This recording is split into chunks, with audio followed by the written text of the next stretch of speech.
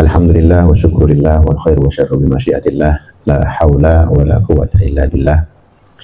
Syukur alhamdulillah, bersyukur kita kehadirat Allah Subhanahu wa taala karena hanya pantas kita mensyukuri kepada Sang Khalik yang menetapkan hati kita, yang meniupkan ruh di jasad kita dan menjaga kita hingga saat ini, supaya selalu Allah menginginkan kita menjadi hambanya yang baik.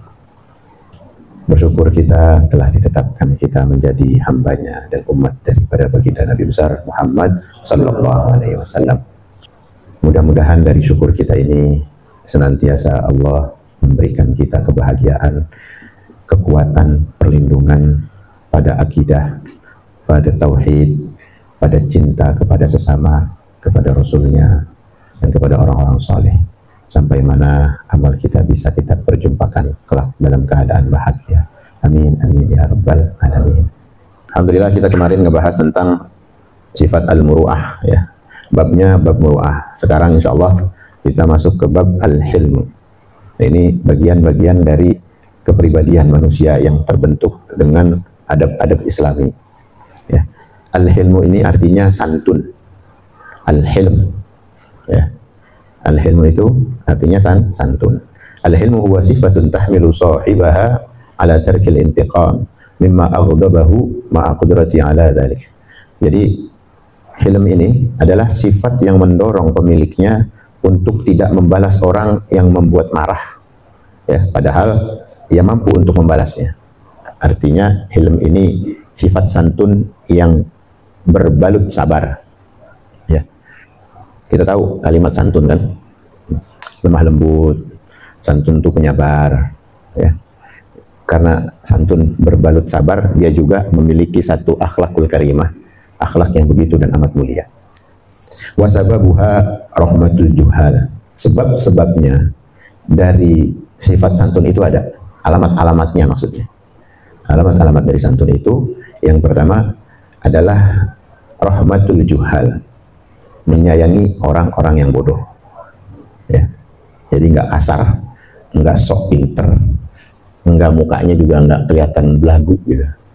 Itu orang yang santun.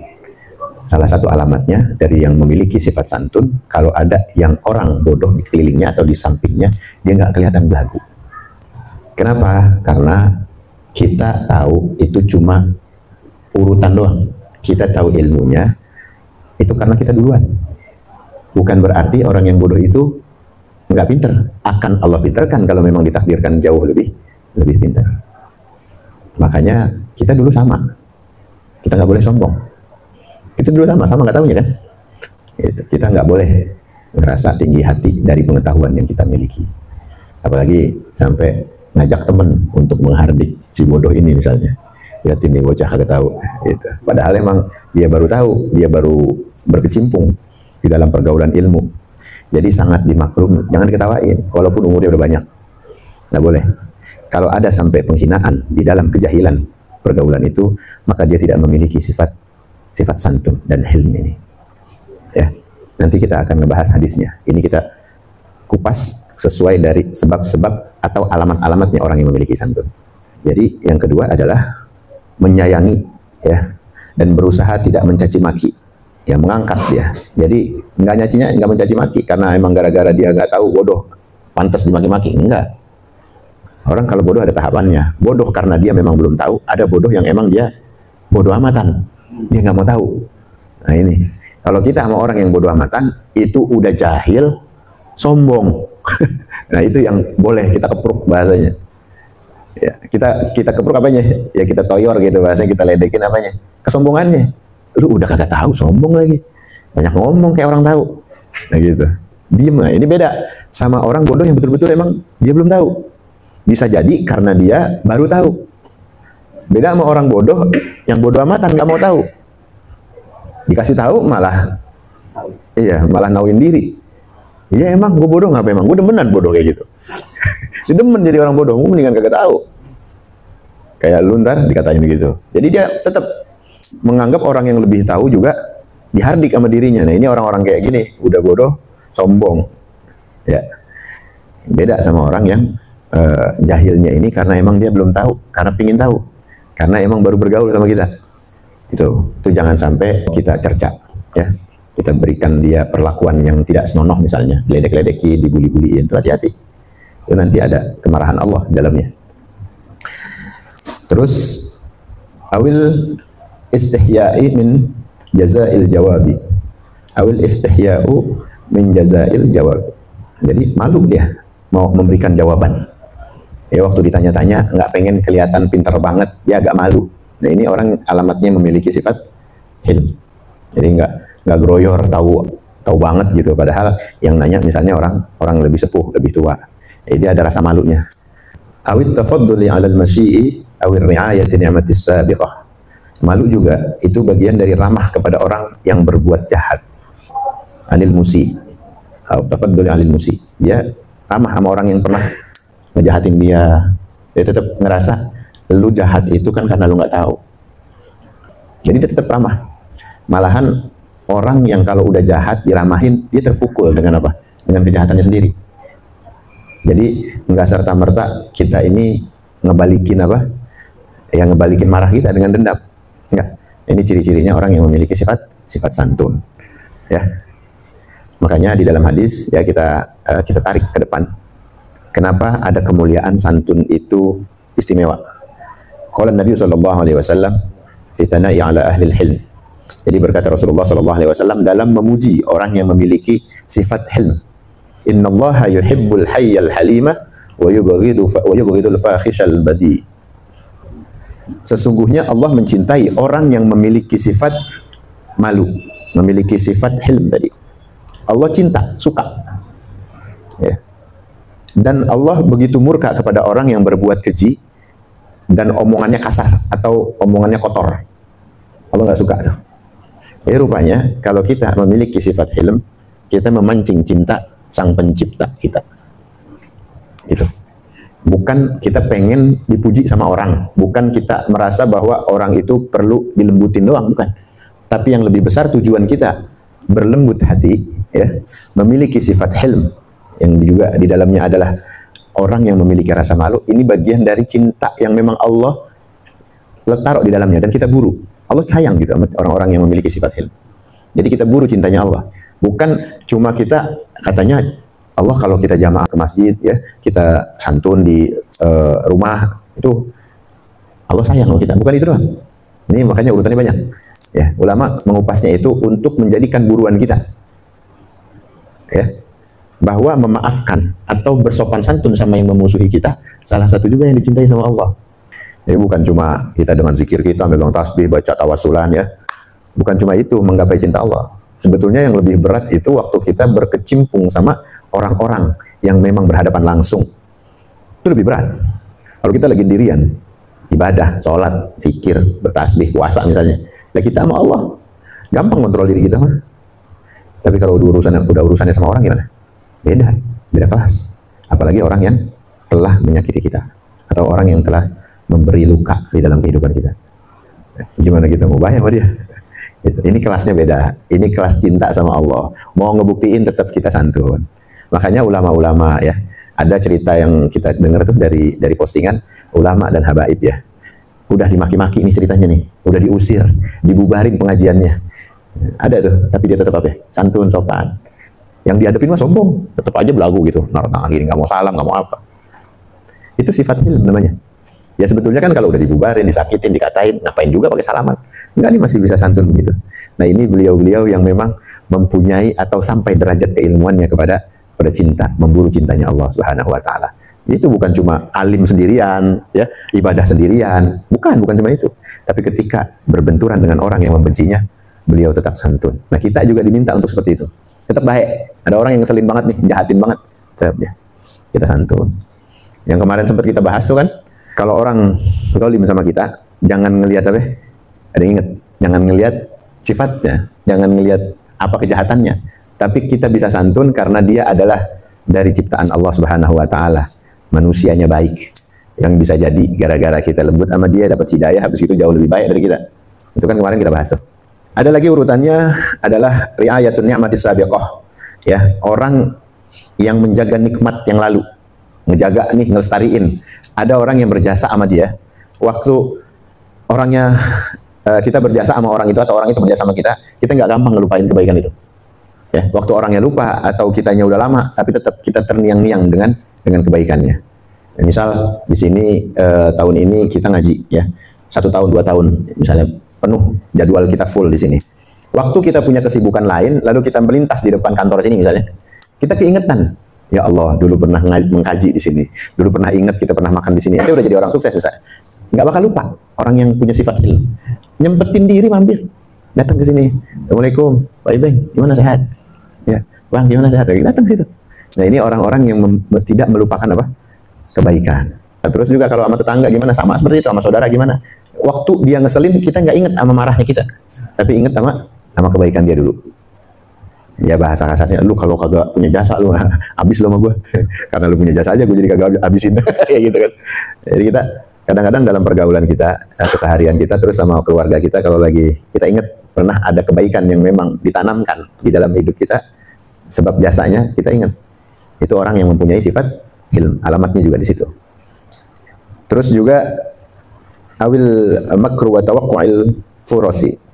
Punya sifat hilm ini orangnya diplomatis, ya, dan menanti peluang. Orang kalau diplomatis tuh tahu peluang mana yang betul-betul bisa membangunkan dirinya untuk menjadi lebih, ya, daripada yang lalu. Itu diplomatis. Waktu ngomong, ya, nggak sembarangan, nggak gampang nyinggung orang. Ngomongnya pelan-pelan. Karena di depan ke depannya ini dia bakal banyak berhubungan sama kita. Walaupun hati kita nggak cocok, gitu. Kita iyain aja, iya, nggak apa-apa. Emang sakit rasanya sebenarnya. Jadi kita iyain. Nah, itu adalah punya sifat diplomatik yang baik. Ya, kita tahu bakal ada manfaat di depannya, bakal ada manfaat yang bakal muncul di belakang dia. Karena berkaitan sama hubungan-hubungan itu, kita menjaga tuh. Cermat, lu celi banget sama orang, ya, nggak gampang kesinggungan. Emang apa? Ya, gue lihat di belakangnya. Di belakangnya itu ada masa depan yang baik. Karena kita bakal terus terikat kebaikan. Bukan dianya, mungkin dianya cuma jadi batu loncatan doang. Tapi di belakangnya dia ada orang-orang baik, gitu. Jadi kita nggak gampang kesinggungan. Kita bisa diplomatis dalam menyikapi satu sikap hubungan kita sama sesama manusia. Wa dzalika li anna at-tarafu'u 'anil musatamati, ya, min syarafin nafsi wa 'uluwil himmah. Jadi itu adalah tidaknya kita mencaci bagian dari yang punya jiwa mulia. Kita punya syaraf, ya, kemuliaan, ya, yang tinggi, cita-cita yang tinggi. Itu bisa muncul, ya, karena kita punya cita-cita. Sifat hilm itu bisa muncul karena kita ada angan-angan yang baik. Pertama, cinta kita sama Allah. Kedua, ada gaya-gaya yang memang kita bangun atas sifat diplomasi kita kepada manusia. Ya, sebagaimana sejarah dari Rasulullah SAW ketika didatangi pembesar-pembesar kufar Quraisy kan, ya, itu tetap santun, sopan. Ya, datangnya sahabat Abdullah bin Umi Maktum, ya, sampai ada sebab-sebabnya turunnya surat Abasa wa Tawalla. Itu Rasulullah lagi berdiplomasi, ya, dengan cara yang santun. Nah, ini dicontohin sama Nabi, dikabarin sama kita nih sekarang. Wal istihya'u min siyanatin nafsi, dan dia juga memiliki rasa malu, bagian dari memelihara jiwa yang sempurna. Ya, wa kamalil muru'ah. Kemarin kan kita bahas muru'ah, ya. Muru'ah memiliki harga diri. Yang memiliki sifat harga diri yang sempurna adalah menjaga sifat hilm tadi. Jadi nyambung kan? Semua adab-adab itu nyambung. Wa ri'ayatin ni'matis sabiqah bil wafa'i. Ya, sampai kita ulang lagi, untuk memelihara nikmat yang lalu sebagian dan menyempurnakan janji. Ya. Kalau janji itu kudu ditepatin, menyempurnainnya gimana? Walaupun kita belum sempurna, tapi kita berusaha menyempurnakan janji kita. Misal, Bang, lu kalau udah sukses, ntar gue kalau udah sukses bakal gue datang ke tempat lu dah. Ya. Bang, kalau aja nanti ada rezeki, insya Allah dikit-dikit saya mau bangun. Waktu dia nggak ada perjalanannya lama, dia nggak dapat rezeki nih, ya dia kan belum bisa bangun, dia belum bisa menuhin tuh, ya kan? Cuma pas lagi ada, dikit-dikit dia tuh datang. Bang, maaf ya, baru ada dikit nih, di semen sesak dua sak dah buat depan dulu teras, ntar dikit-dikit. Nah, itu namanya menyempurnakan janji. Itu dari sifat hilm tadi. Kalau orang udah kadung janji, udah kadung ngomong, jangan terus diemin, jangan terus lagi ditunda-tunda, tapi berusaha untuk menyempurnakan janjinya. Itu juga bagian dari sifat hilm. Wal makru wa tawaqqu'ul furusi minad dahai lianna ma dhahara ghadabuhu qalla kaiduhu. Juga dari menyempurnakan janji tadi, diplomatis dan memelihara peluang sebagian itu juga bagian dari apa? Kecerdikan. Sebab orang-orang yang menampakkan kemarahan itu sedikit caranya. Dikit cara punya diplomasi, nggak bakal bisa. Ya, di anna man dhahara ghadabuhu qalla kaiduhu. Orang kalau lebih banyak marahnya di depan, dia nggak bakal punya strategi. Ya isinya cuma apa? Cuma murkanya doang yang diturutin. Puas, udah, puas habis marah. Gitu. Tapi coba, orang yang dalam kesalnya dia, dalam amarahnya dia memiliki panjang pikir. Ya, panjang amal yang dia mau perbuat di depan, di belakangnya. Maka dia pasti pintar untuk berdiplomasi. Dia nggak langsung, awas lu, ntar kalau ketemu. Wah, nggak begitu. Ya sih, bentar ya. Nanti ada yang mau diomongin. Jadi nggak di depan orang. Gitu. Dia nahan-nahan tuh. Ada yang mau diomongin, ntar caranya baik-baik, diplomasinya baik-baik. Ini salah satu orang yang memiliki atau ciri alamat sifat hilm. Nggak serta-merta terus mau apa? Mau nunjukin dia punya kuasa, dia punya kemampuan, ya dia punya kebisaan. Nggak. Ya, bisa kalau dia cuma sampai di titik kemarahnya dia, puas udah di tempatnya, itu tertutup pintu diplomasi dan nggak ada lagi peluang-peluang. Orang kalau lagi ngeselin, waktu kita jaga atau tegur baik-baik, dia lama-lama bisa jatuh kepada kesantunan kita. Akhirnya apa? Akhirnya dia berubah jadi baik. Gue sebenarnya kesal sama lu gara-gara salah paham sebenarnya. Kayak gitu kan. Tadinya mau nguntungin si Anu. Nggak jadi dah, gue mendingan nguntungin lu. Nah gitu kan. Karena munculnya sifat santun. Nah di situ bukti bahwa hilm yang kita tautkan kepada cinta atau memburu kepada Allah, maka Allah turunkan rahmatnya melalui hidayah. Hidayahnya kepada siapa? Kepada musuh yang lagi di hadapan, ya kan? Ya, karena santunnya kita ngadepin orang yang ngeselin. Nah, lalu Allah kasih datu hidayah, cipratan dari cintanya Allah, itu bisa ngasih rahmat gara-gara sifat kita. Ya, jadi bukan serta-merta terus dianggap, lu baik banget sih sama dia, udah kadung musuhin, udah dimusuhin, masih baik aja, masih bawain dia bawaan. Ya. Ini peningkatan sebetulnya. Amalan hilm ini adalah peningkatan dari yang sebelum-sebelumnya. Gitu. Ini praktek-prakteknya itu ada.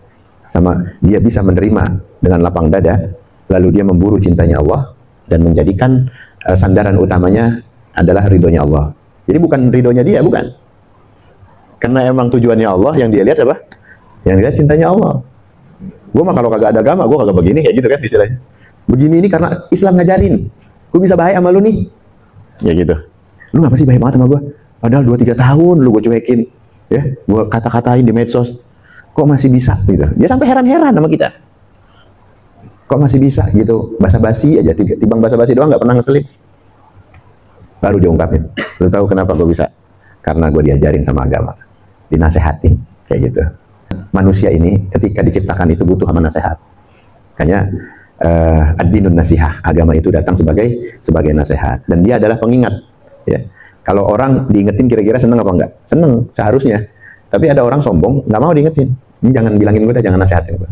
Nggak perlu nasihat. Selalu berdalih ya kepada teguran sama nasihat, tapi dia sebetulnya tidak melakukan apa-apa dalam buruan ibadahnya. Itu dia cuma berdalih doang. Nggak, gue udah tahu apa yang dibilangin sama guru juga udah tahu. Gitu. Dia berdalih itu, padahal nafsunya banyak di belakang gurunya atau di belakang teman-teman majelisnya lebih hancur, lebih rusak. Tadi nggak diomongin aja. Ini semoga pembahasan kita di sini ada manfaatnya ya, ngebawa diri kita jauh lebih baik lagi, mengingatkan bahwa sifat-sifat yang kita bahas adalah maklumat ya yang harus kita amalkan, bukan cuma kita ketahui, bukan cuma dicatat, ditanya besok tahu, bukan cuma itu, tapi lebih dari itu kita mengamalkannya.